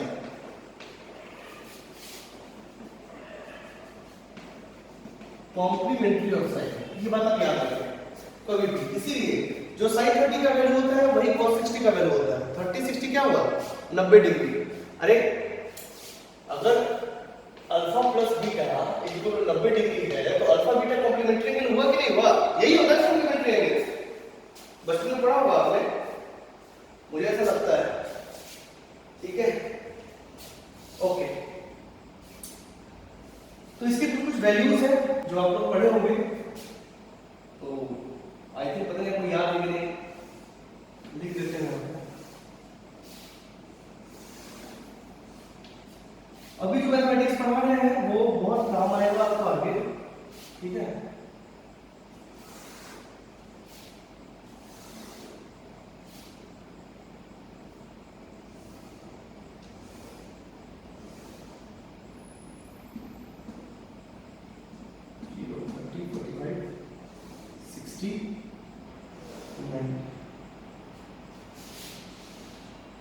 आप लोग 0 से लेकर 90 तक पढ़े हो, आगे हम बताएंगे आपको क्या होता है, ठीक है। चलिए 0 degree, 30 degree, 45 degree, 60 degree, 90 degree. यहाँ तक आप फेमस हो, पहले मुझसे परिचय करवा दे, पता नहीं आपको पढ़ गया है कॉस और ये है tan, ठीक है। साइन 0 डिग्री क्या होता है 0, ठीक है। साइन 30 डिग्री 1/2, साइन 45 डिग्री 1/√2 और साइन 60 डिग्री √3/2 और साइन 90 डिग्री 1। कॉस क्या है कॉम्प्लीमेंट्री, कॉस क्या है कॉम्प्लीमेंट्री ऑफ साइन, इसको उल्टा कर दीजिए 1√3/2 1/√2 1/2 और 0, सिंपल सी बात है। tan में अच्छा दोस्तों एक बात आपको याद रखना चाहिए कि 1/0 क्या होता है इंफिनिटी और 0/1 0, कंफ्यूज मत होइए। 1/0 का क्या मतलब होता है, 4/2 का क्या मतलब होता है, 4 को 2 पार्ट में डिवाइड करना है। 4/1 का क्या मतलब होता है, 4 को 1 पार्ट में डिवाइड करना है। 4 डिवाइड बाय 0 मतलब क्या होता है, 4 दैट इज नॉट डिविजिबल, जिसको डिवाइड किया ही नहीं जा सकता है, दैट मींस 4/0 या एनीथिंग बाय 0, कोई भी नंबर डिवाइडेड बाय 0 मतलब विच इज अनडिविजिबल, वो नहीं बढ़ सकता है, ठीक है ना। And example is universe. Universe क्या है, बहुत बड़ा है, वो बढ़ नहीं सकता, उसमें से कुछ भी काट के हटा दो और बोलो कि वो यूनिवर्स से अलग है, ऐसा नहीं हो सकता। आपको एक यूनिवर्स से दूसरे यूनिवर्स में जाना होगा, बात है समझ में। तो वो कितना है, वो क्या है, अनंत है, ठीक है ना। इसीलिए एनीथिंग अपॉन 0 को हम लोग इंफिनिटी बोलते हैं। इंफिनिटी मतलब अनंत, याद रखना होता है। यहाँ पे tan मतलब क्या 0/1 दैट इज 0। अब ये डिवाइड करोगे तो क्या हो जाएगा 1/3, तो ये डिवाइड कर जाएगा 1 और ये करोगे तो √3 और ये करोगे 1/0 दैट इज इंफिनिटी। ये याद रखिए। ये कहां से कहां तक है, 0 से लेकर 90 डिग्री तक है, 0 से लेकर 90 डिग्री तक है, ठीक है। और भी हम लोग इसमें ट्रिग्नोमेट्री में जानेंगे, इतने से हमारा काम बनने वाला नहीं है, पूरे फिजिक्स में इतने से काम बनने वाला नहीं है, एक बात याद रखिए, ठीक है। ये पहले से पढ़ रहे हैं, इसको बस इंट्रोड्यूस कर रहे हैं। चलिए कुछ बातें और लिख लीजिए। Trigonometric identities, sin A plus sin B बराबर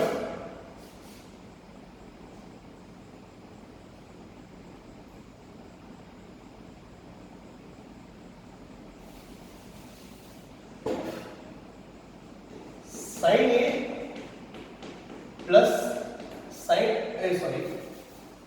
प्लस B क्या होता है,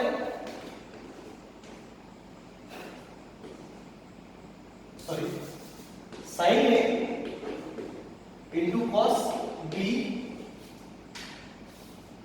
plus cos A into sin B। याद रखना है ये सब आपको, ठीक है। अगर sin A माइनस B हो जाए तो क्या होगा, sin A cos B minus cos A sin B, ठीक है।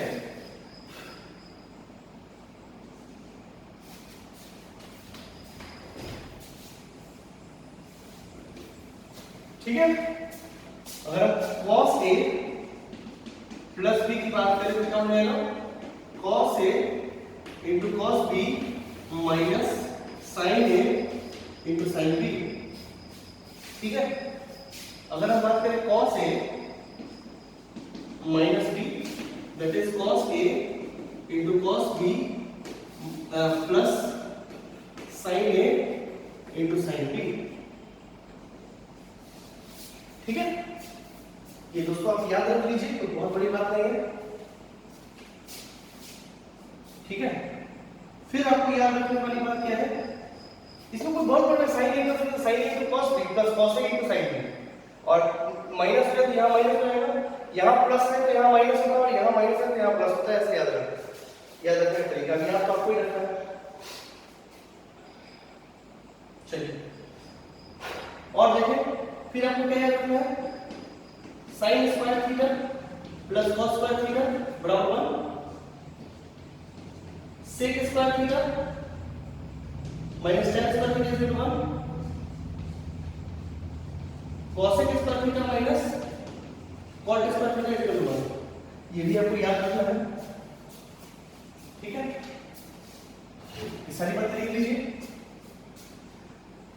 ठीक है ना। यहाँ पे देखिए साइन कॉस एक दूसरे कॉम्प्लीमेंट्री है। कॉम्प्लीमेंट्री मतलब जो 30 जो साइन 30 का होगा वही कॉस 60 का होगा। tan कॉट tan और कोटेंजेंट टेंजेंट बोलते हैं इसको टेंजेंट समझ में आया बाद में क्या होता है टेंजेंट टेंजेंट और कॉट कॉट मतलब कोटेंजेंट जो 30 डिग्री इसका होगा कॉट 30 वही जो tan 30 होगा वही कॉट 60 होगा। कॉम्प्लीमेंट्री दोनों कॉम्प्लीमेंट्री है। सेक और कोसेक सेक और कॉम्प्लीमेंट्री और सेक ये दोनों कॉम्प्लीमेंट्री जो सेक 30 का होगा वही कोसेक 60 का होगा। इस तरीके से समझ सकते हैं। चलिए ठीक है। एक चीज और देख लीजिए थोड़ा सा इतना देख लीजिए कि कुछ और देख लीजिए इसको समझा जाएगा क्या है ये मतलब आपको समझा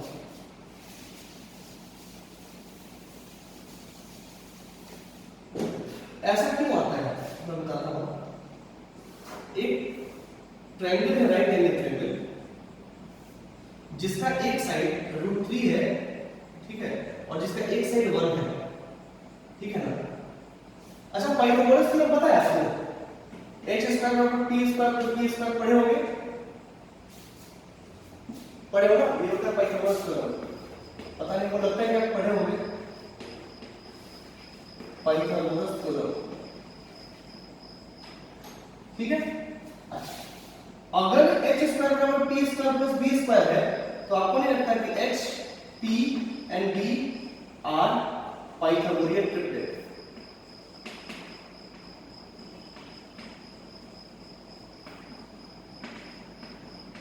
आप लोग 10th में पढ़े होंगे व्हाट इज पाइथागोरियन ट्रिपलेट। तो वैसा तीन साइड जिससे राइट एंगल ट्रायंगल बना सकते हैं और राइट एंगल ट्रायंगल तभी बना सकते हैं जब इस इक्वेशन को सैटिस्फाई करेगा। सीधी बात है। चलिए अब मान लीजिए ट्रायंगल हमने बनाया है ये 1 है ये √3 है तो ये क्या होगा तो आंसर है √अंडर इसका स्क्वायर तो √3 का स्क्वायर करेंगे तो 3 आएगा प्लस 1 का स्क्वायर तो 1 आएगा 3 + 1 4 और 4 का √2 ठीक है। यानी कि एक ऐसा ट्रायंगल 1 2 और √3 इसका पाइथागोरियन ट्रिपलेट क्या है 1 √3 और 2 ये है इसका पाइथागोरियन ट्रिपलेट। ये ऐसे ट्रिपलेट जब बन जाते हैं तो 1 के सामने वाला एंगल क्या होगा 30 डिग्री और √3 के सामने वाला एंगल 60 डिग्री। दोस्तों ये मेजर्ड वैल्यू है ये मेजर्ड वैल्यू आप भी बना के चेक कर सकते हैं इतना ही आता है। ये मेजर किया हुआ है इसमें कैसे मेजर करेंगे प्रोडक्टर से मेजर कर लीजिएगा 60 आएगा ये मेजर कर लिया 30 आएगा ठीक है।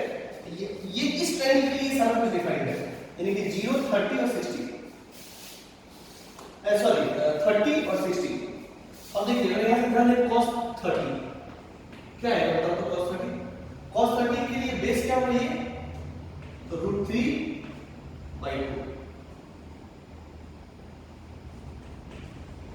sin 30 इसके लिए परपेंडिकुलर कौन है 1 तो 1/2 tan 30 इसके लिए परपेंडिकुलर कौन है 1/√3 देखो सिंपल। अब इसमें ये 30 है ये 60 होगा क्योंकि ये 90 है तीनों का सम 180 होता है। आपको चाहिए ये भी चेक करके देखो sin 60 √3/2 है ना। चाहे तो ऐसे चेक कर लो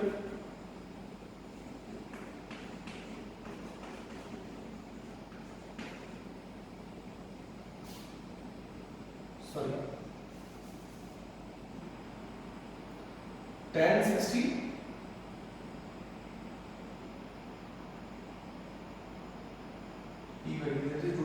सॉरी ये नहीं ये cot 60 के बराबर होगा है ना। कॉम्प्लीमेंट्री sin का कॉम्प्लीमेंट्री cos cos का sin ठीक है।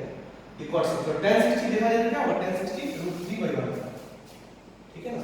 तो ऐसे इसके लिए बनता है। एक और है जैसे 45 के लिए देखा जाए तो 45 के लिए अगर ये भी 1 है ये भी 1 है दोनों बराबर है कोई भी ले लो ठीक है ना। ये 1 है ये 1 है ये कितना होगा √2 अब ये दोनों बराबर है। एक मिनट एक चीज हम याद रखें यहाँ पर बात चल रहा है समझ लीजिए हमको ये कैसे समझ में इसके सामने वाला कोई भी ट्रायंगल में छोटे साइड के सामने वाला एंगल छोटा होता है आप याद रखें और बड़े साइड के सामने वाला एंगल बड़ा होता है हमेशा याद रखें ये ट्रुथ है। आप कभी चाहे तो देख लेना करके इसमें सबसे छोटा है 1, तो 1 के सामने वाला एंगल सबसे छोटा है। उसके बाद है √3 1.73, इसके सामने वाला एंगल इससे बड़ा है, और सबसे बड़ा है ये, इसके सामने वाला एंगल सबसे बड़ा है। ठीक है ना, ये याद रखिए, ये दो बराबर है और ये √2 है, होगा ही क्योंकि √1 + 1 स्क्वायर √2 होगा। तो यानी कि ये दो बराबर है, इसके दोनों वाला साइड एंगल बराबर होगा, तो हाँ होगा। तो ये अगर 90 है, तो अगर ये दो बराबर होगा तो इसको 45 होना पड़ेगा। ठीक है, तो आप लिख सकते हो sin 45 क्या होगा 1/√2 cos 45 1/√2। कैसे भी चेक कर सकते हो, इसका ट्रिपलेट कौन हो गया 1/√2। ठीक है, यहाँ ये वहां होगा। अब कहने का मतलब है कि सर ये ऐसे ही चलेगा क्या, यही होगा क्या हमेशा? आंसर नहीं, ऐसा हो, हाँ ये 1/√2 और ये क्या है 1/√3 और 2। ठीक है, तो कोई डरने वाली बात नहीं है। ठीक है ना, जब भी ऐसा ट्रिपलेट बनेगा तो आपको ये एंगल का रेशियो आएगा। जब भी ऐसा ट्रिपलेट बनेगा जैसे ये ट्रिपलेट है, तो आपको 45 डिग्री का कंडीशन मिल जाएगा। ठीक है, आई बात समझ में?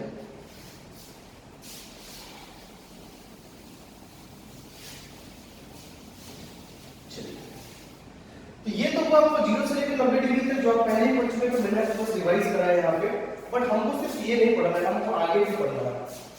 ठीक है, हमको आगे भी पढ़ना है और एक ट्रिपलेट और पढ़ना है हम लोगों को। अगर नहीं मतलब अगर आपको नहीं याद समझे तो उसको याद कर दीजिए। ठीक है, मैंने जो बताया था उसको आप ध्यान में रखिए, क्योंकि आगे कैलकुलेशन में बहुत आएगा। वो है 3 4 5 का ट्रिपलेट, 3 4 और 5 का ट्रिपलेट। ये भी एक पाइथागोरियन ट्रिपलेट है। कैसे पहचानेंगे? तो 3 स्क्वायर प्लस 4 स्क्वायर आप देख लीजिए 5 स्क्वायर होगा, 9 16 इस 25। तो अब बनाइए 3 4 और 5, ये भी एक ट्रिपलेट है। ये 3 ये 4 ये 5, ये भी एक ट्रिपलेट है। नहीं आया समझ में? आया?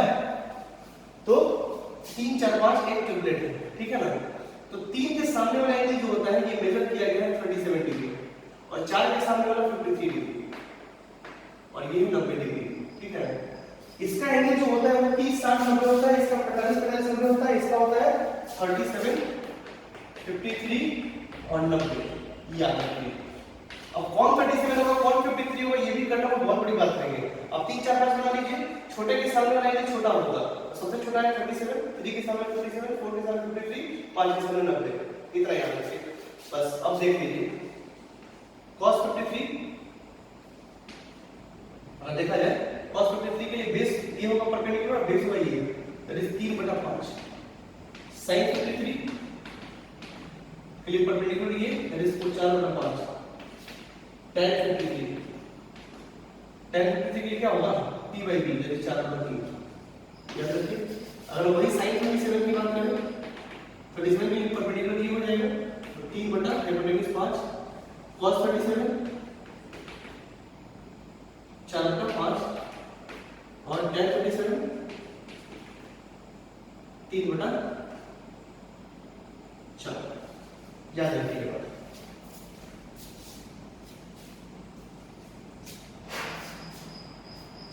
ठीक है, उसको ध्यान रखना है, हमेशा याद रखना है। हमारे लिए ये सारे एंगल तो मायने रखेंगे, लेकिन ये भी मेरे लिए कभी बहुत इंपॉर्टेंट होगा। वो बहुत सारे जगह पे ये इसका 37 cos 37 sin 37 काम आएगा, इसलिए उसको याद रखना है। कैसे आता है वो भी याद रखना है। ठीक है ना, अब कहने का मतलब सिर्फ यही है क्या? आंसर नहीं, इसका जो भी मल्टीपल्स होगा, जैसे 3 गुना 6 4 गुना 8 5 गुना 10, ये भी आपका जो है वही ट्रिपलेट है 36 64 100। ठीक है, ऐसे यहां भी आएगा, आप अगर ध्यान से देखो तो यहां भी ऐसा आता है। ठीक है ना, जिसका ट्रिपलेट इस तरीके का आएगा, ऐसा नहीं इसको बढ़ा नहीं सकते हैं।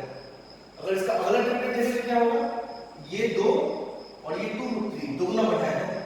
ठीक है, तो ये दोगुना नहीं बढ़ेगा।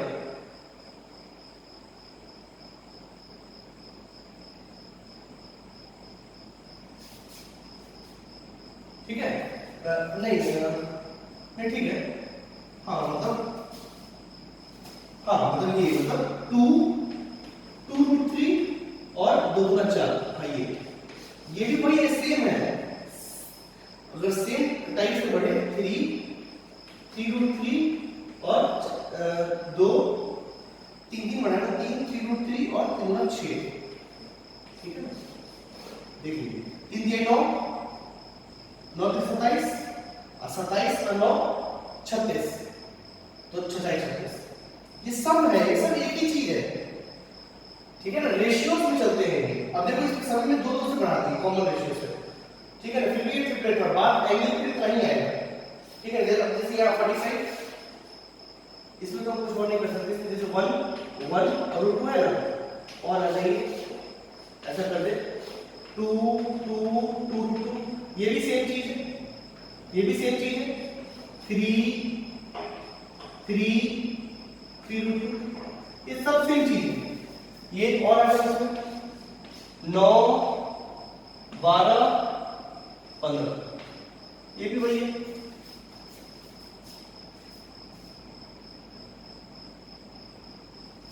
ठीक है।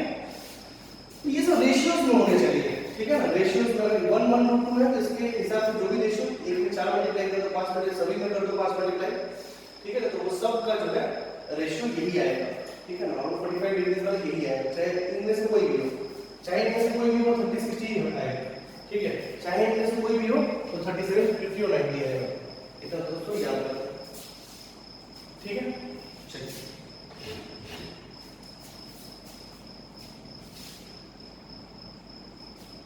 ये हो गया 0 से लेकर 90 तक में, एक ये 0 से 90 इंपॉर्टेंट है, ये इंपॉर्टेंट है, एक और इंपॉर्टेंट है, वो भी देखिए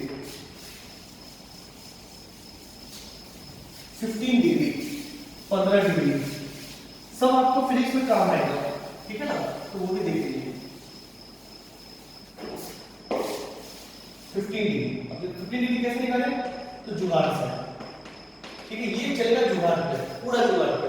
अगर साइन 53 डिग्री है तो साइन 53 डिग्री को क्या लिख सकते हैं, तो साइन 45 माइनस 30 लिख सकते हैं, अरे बिल्कुल लिख सकते हैं, क्यों नहीं लिख सकते हैं, हम इसको इस 30 में बांटेंगे तो 45 का पता होता है और 30 का पता होता है, ठीक है। तो साइन ए माइनस में कितना होगा, sine 45 into cos 30 minus cos 45 into sine 30, ठीक है। अब साइन 45 कितना हुआ 1/√2, कॉस 30 कितना हुआ √3/2 माइनस कॉस 45 1/√2 और साइन 30 1/2, सिंपल कितना हो गया ये √3 minus 1 2√2, this is what sine 50 degree, ठीक है। अगर हम cos 50 डिग्री की बात करें, अगर हम cos 50 डिग्री की बात करें, cos 15 डिग्री तो क्या होगा cos 45 माइनस 30, क्या लिख सकते हैं cos 45 इंटू cos 30 और minus into plus sign 45 into sine 30, formula देख लीजिए दिखाया मैंने आपको, ये हो गया 1/√2, ये हो गया √3/2 प्लस 1/√2 प्लस 1/2, नहीं ठीक है, थोड़ा है, ठीक है, ठीक है, हो गया ये √3 प्लस 1/2, ठीक है। अब आगे tan 50 ये क्या है भाई, ये sin 15 और बेटा cos 15, क्या है भाई इसमें, तो sin 15 बाई cos 15 करोगे तो sin 15 √3 - 1/2 और डिवाइड √3 + 1/2, तो 2√2 कैंसिल हो जाएगा, बचेगा क्या √3 - 1/√3 + 1, इसको याद रख लीजिए,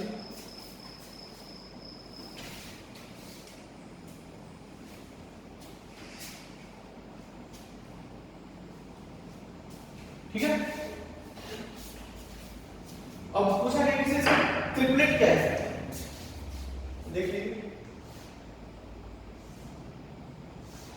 छोटे वाले के सामने छोटा 15 ये हो गया 75, अगर 15 का निकल गया तो 75 का भी निकाल सकता है, ठीक है, और ये हम 90, साइड कौन सा होगा, साइड देख लीजिए लीजिए, अगर cos 15 है तो 15, cos 15 है तो ये होगा आपको क्या, √3 + 1 / 2√2, ये होगा 2√2 / 2√2, सॉरी / 2√2, और 15 के सामने sin 15 दैट इज √3 - 1, √3 - 1, ये है इसका ट्रिपलेट। इसका ट्रिपलेट क्या हो गया, √3 - 1, √3 + 1 और 2√2, ये इसका ट्रिपलेट है, ठीक है। और एंगल 15, 75 और 90। तो हमारे लिए इंपॉर्टेंट कौन होगा, एक ट्रिपलेट 30, 60, 90। इंपॉर्टेंट कौन होगा, देखो यहां लिख देते हैं 30 degree, 60 degree, 90 degree, 45 degree, 45 degree, 90 degree, उसके बाद 53, 37 और 90, और उसके बाद 15, 75 और 90। ये आपको याद रखना है, ये 4 चीज आपको ध्यान रखना है, 4 ट्रायंगल याद रखने हैं आपको, तरीके से बहुत बार पूछा जाएगा। लिख लीजिए मेरी बात,